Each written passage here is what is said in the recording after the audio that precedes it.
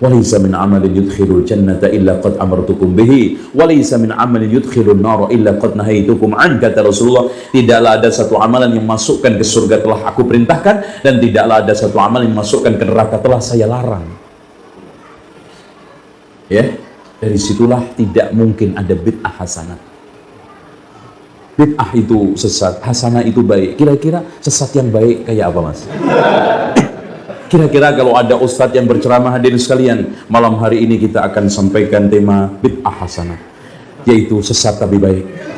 Mudah-mudahan setelah ceramah kita semua menjadi orang-orang sesat tapi baik. Dan semoga kita semua menjadi orang-orang baik tapi tersesat. Subhanallah, nggak mungkin. Anak TK aja bingung, habis ceramah, Pak, tadi ngomong apa Pak Ustadz tadi? Masa ada sesat yang baik? Udah, kita nggak usah pakai berdialog berini, kita kasih dalil seomyok juga nggak pernah kena.